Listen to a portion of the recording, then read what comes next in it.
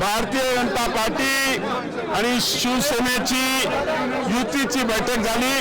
त्या बैठकीला पालकमंत्री स्वतः होते, बापू भुमरे होते, संजनाताई जाधव होत्या, बोरनारे साहेब होते आणि भारतीय जनता पार्टीतर्फे अनुराधाताई चव्हाण आणि प्रशांत बम अशी आमची सगळ्यांची बैठक झाली। त्या बैठकीमध्ये निर्णय झाला 2.5 वर्ष भाजपचा अध्यक्ष आणि शिवसेनेचा उपाध्यक्ष आणि त्याच पद्धतीने पुढच्या 2.5 वर्षात शिवसेनेचा अध्यक्ष आणि भाजपचा उपाध्यक्ष असं त्या बैठकीत ठरलं। सगळं टाईप केलं, सगळं झालं। त्यानंतर अचानक काय घडलं मला माहित नाही।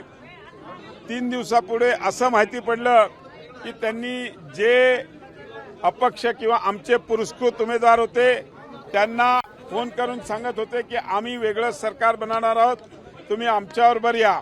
अपक्ष उमेदवारांना पण त्याच पद्धतीने आमदार सतीश चव्हाण ज्यांनी पहिल्या दिवशी जाहीर केलं होतं की आमचा पाठिंबा हा भारतीय जनता पार्टीला असणार आहे आणि आम्ही त्या बैठकीत पण सांगितलं होतं की आमच्या कोट्यामध्ये NCP असणार आहे आणि राष्ट्रवादी काँग्रेस आमच्याबरोबर आहे असं जाहीर केलं होतं।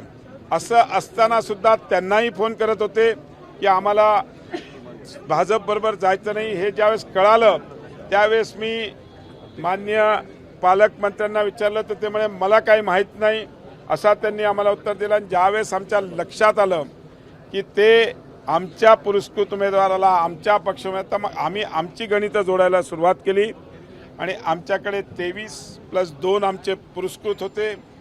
त्यानंतर एका उमेदवाराने आमच्याकडे प्रवेश केला होता, एकाने आम्हाला पाठिंब्याचं पत्र दिलं होतं। असा सगळा हा 27 मताचं आमचं गणित होतं।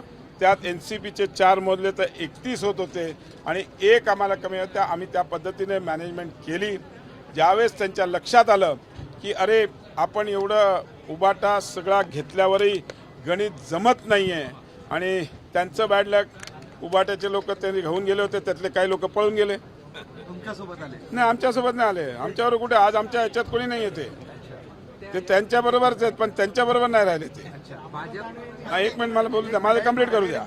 आणि त्याच्यामुळे त्यांनी आज ह्या निवडणुकीवर बहिष्कार टाकला, मतदानाला आले नाही, यायला पाहिजे होतं।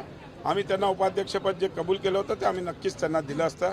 आम्ही सकाळपर्यंत त्यांची वाट बघितली, ते काय आले नाही। त्यांचा कोणाचा फोन नाही, त्यांचा कोणाचा संपर्क नाही, कारण की त्यांना सकाळपर्यंत अशी आशा होती की आपलं गणित जमलेलं आहे आणि त्या गणितात ते ओव्हर कॉन्फिडन्समध्ये राहिले। 2 आमदारांना त्यांच्या नातेवाईकांना अध्यक्ष करायचं होतं म्हणून त्यांनी माननीय उपमुख्यमंत्र्यांना मिसगाईड केलं की आपला आकडा 37चा आहे, आपला आकडा 35चा आहे, पण तो आकडा तो मॅजिक फिगर त्यांना गेन करता आला नाही। पण जनतेने विश्वास टाकून आम्हाला तो मॅजिक फिगर दिला म्हणून आज 32 लोक आज आमच्याबरोबर इकडे हाऊसमध्ये होते आणि 32 लोकांनी आम्हाला आज इकडे मतदान केलेलं आहे, आमच्या बाजूने हात उचललेला आहे। एकच आहे की राज्याचे मुख्यमंत्री देवेंद्र फडणवीस यांच्यावर जनतेचा विश्वास आहे, सदस्यांचा विश्वास आहे आणि त्यांनी म्हणूनच भारतीय जनता पार्टीचा आज अध्यक्ष इकडे केला। माझं म्हणणं त्यांनी सिद्ध करावं। माझ्याकडे तर सगळे एव्हिडन्स मी तुम्हाला सांगतोय। गोव्याला कोण घेऊन गेलं, गोव्याला कोणाचे लोक होते, गोव्याला जे घेऊन गेले उभाटाला त्यांच्याबरोबर सेनेचं कोण होतं, त्यांची नावं देतो, बोर्डिंग पास देतो मी तसा थोडा हायटेक माणूस आहे, बोर्डिंग पास प्रिंट काढून देतो मी। विश्वासघात केला नाही असा त्यांचा आरोप।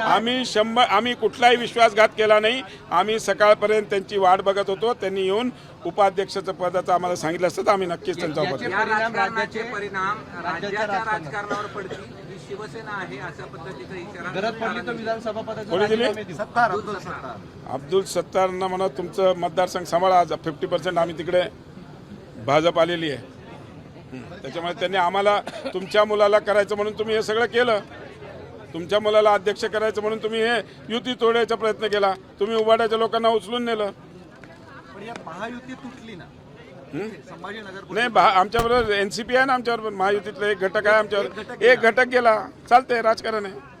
पण राज्यात त्याचे पडसाद दिसतील म्हणतायत, मग त्याचं काय? ते त्यांनी विचार करावा। मुख्यमंत्री एवढे सक्षम आहेत या सगळ्या गोष्टीला फेस करायला।